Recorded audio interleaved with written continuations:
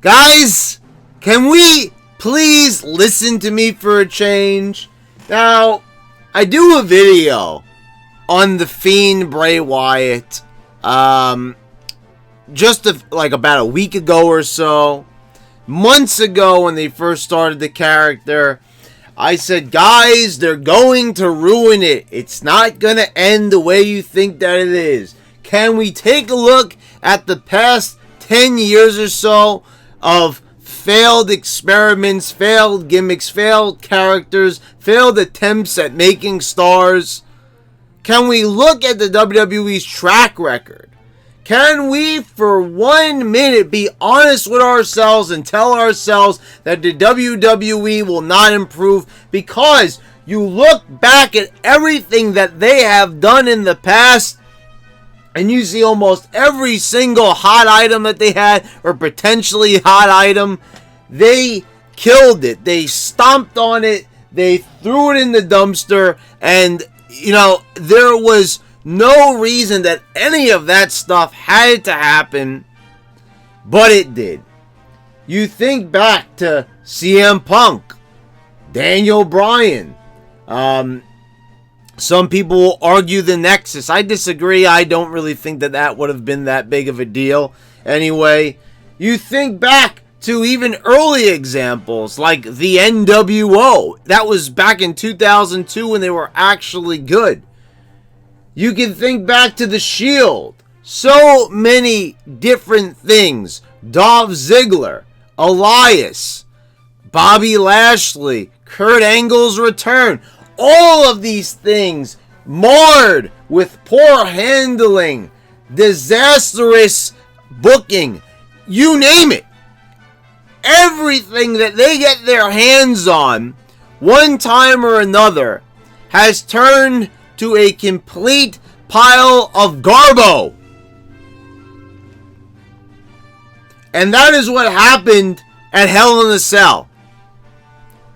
The Fiend Bray Wyatt squaring off with Seth freaking Rollins. Oh yeah, it's gonna be a great match. You guys really thought that the Fiend was actually gonna beat me for my title? Is that what you thought was going to occur? Well, it didn't. It didn't. In fact, it ended in the most moronic, nonsensical fashion that could have possibly ever happened at a WWE pay-per-view. I mean, I was laughing through this. Now, I didn't watch the whole Hell in a Cell match, but after seeing the reaction, I was like, I need to make a video. I need to make a proper video. So I'm going to watch this match from start to finish. And so before the match begins, we recap all the great stuff like Bray Wyatt breaking an action figure, or putting a toy inside of a fake steel cage as an imaginary buzzard rips him apart as cotton is thrown onto Bray Wyatt. And we're all supposed to be shocked and scared. Well, Seth Rollins was. So we recap all those events, and then we go on to the match. And it's Bray Wyatt versus Seth Rollins. Now, first, positives. The mood lighting was nice. I like the fact that they brought back the mood lighting that hadn't been seen since Sin Cara wrestled. Now, pretty much what I mean by this is that the whole arena was under red lighting. It was dim red lighting, which was very fitting of the Bray Wyatt character. So I enjoyed this. It went well with the red cell. And I have to say, at first, I didn't really like the red cell, but now I've kind of warmed up to it a little bit. I think I might prefer the original, steel-colored cell, but this is fine. It kind of fits. It's kind of Halloween-y, I suppose. You could say a few different things, but I know people are mixed on it. But whatever. Let's talk about the context of the match. Let's talk about the contents of the match. And let's talk about that eventual disastrous finish that occurred. So, they're going through this match, and, Bray is getting some offense on him. At one point, he brings out this mallet. You could clearly see when he pulled that out that was wrapping paper on there, and that there was a piece of scotch tape holding it in place. Go back, pause the network, go see it, or go find a video of it on YouTube and pause if you got a nice clear video of it. And the funny thing is, he rams it into Seth Rollins as he's leaning against the cage wall, and then the mallet is thrown to the side, and then they're like, oh, look at the mallet. You look at the mallet is like this, like the mallet was like separating from the handle. Because you could see, because it was pretty much, I think, a cardboard box wrapped in wrapping paper connected to a broomstick and held on with some plumber's tape or something like that. It looked like some black tape that wrapped around it, but scotch tape holding on the wrapping paper. So it's like this, and it's like all separated, like on the side, like it's coming off. Like it was almost like a 5-year-old made it for like their kindergarten art class. I mean, unacceptable, stupid. Like, I understand that they kind of want to have it where, you know, he's kind of like a, you know, ringmaster. You see the striped pants and everything, so they kind of want to make him kind of like a clown. It's kind of like an evil clown's mask. So the mallet, you know, sometimes clowns have those big mallets for, you know, comedic purposes. So that's what they tried to play off of there. But then it gets to the point in the match where Bray Wyatt hits him. He kicks out of like a stomp or something, one of Seth's moves, and then Bray gets up, hits him with the Sister Abigail. That should have been it. That would have been great to have, like, Seth Rollins, like, his finisher couldn't finish him off.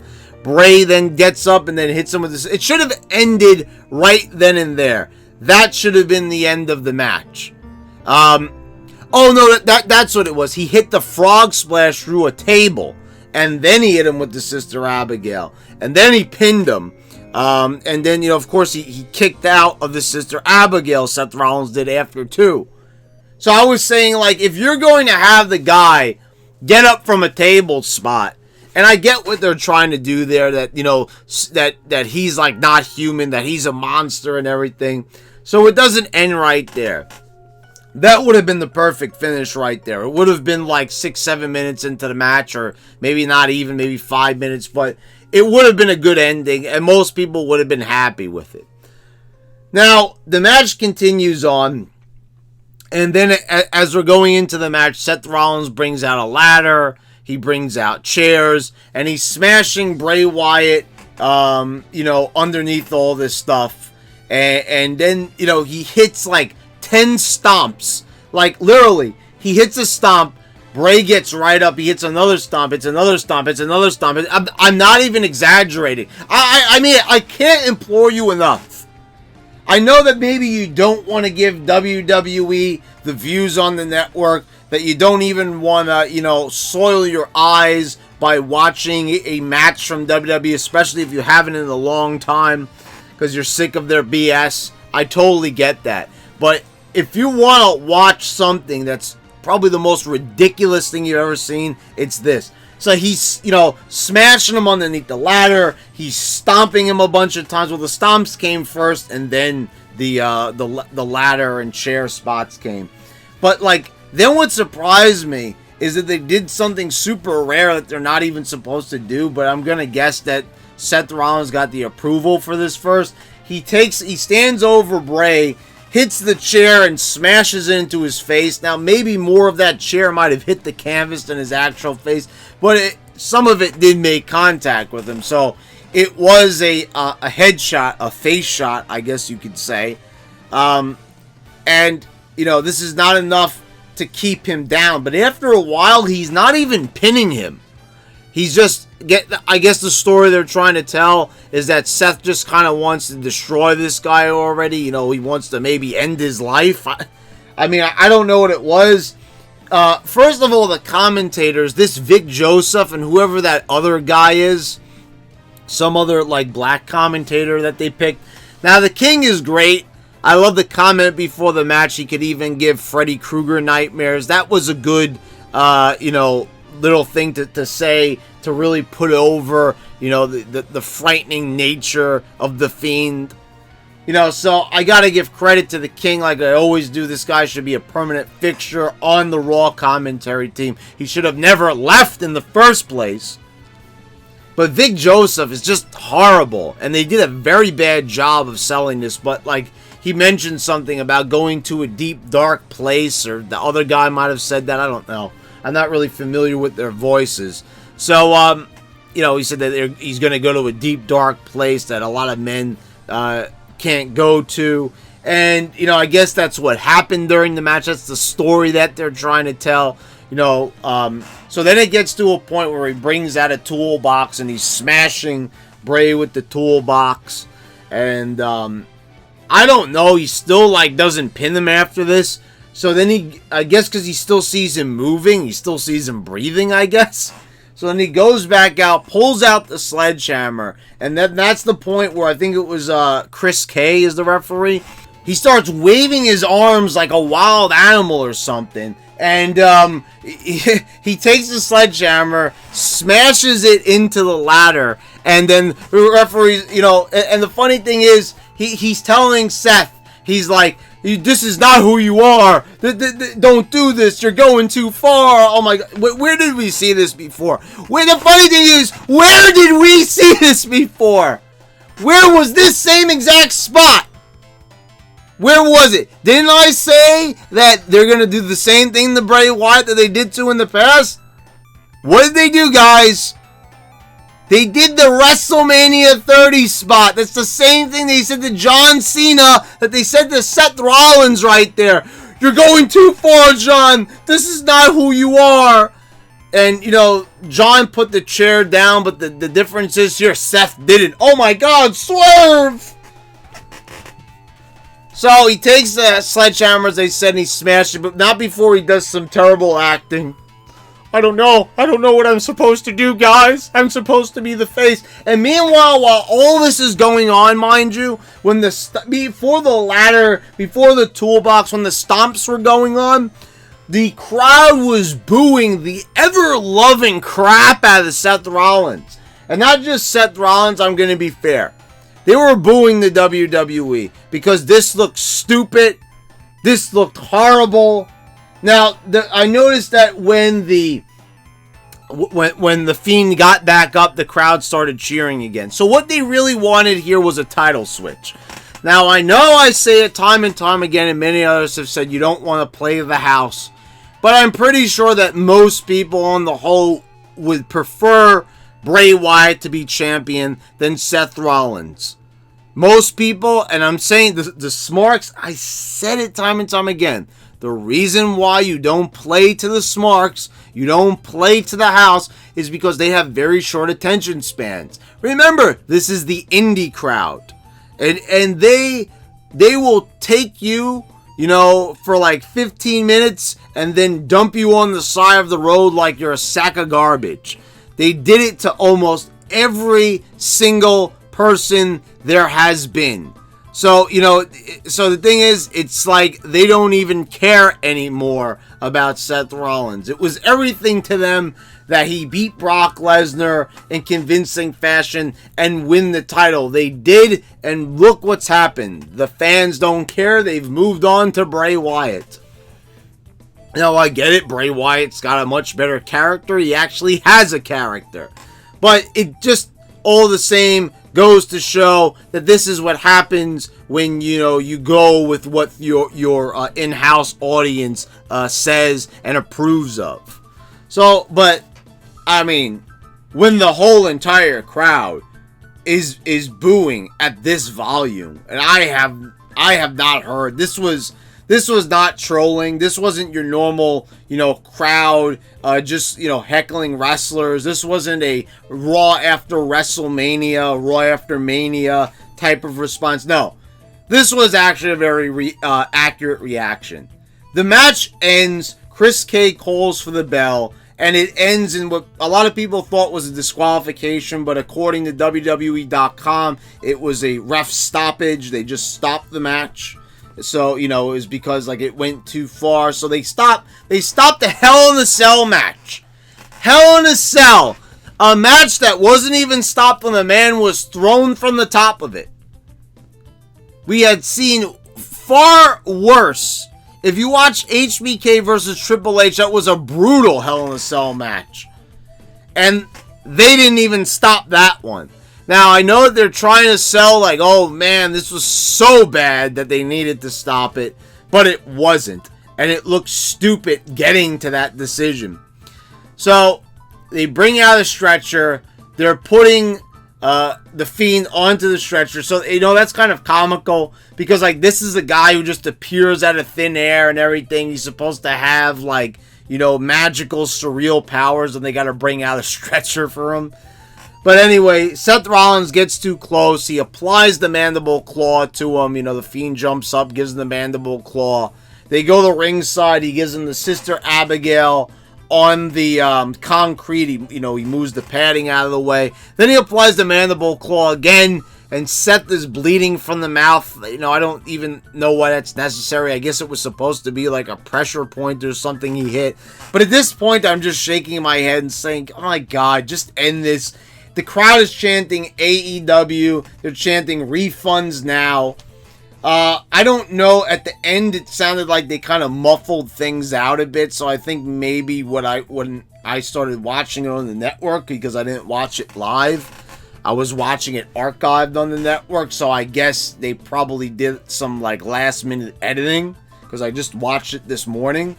Yeah, it goes without saying, guys, that I'm right again.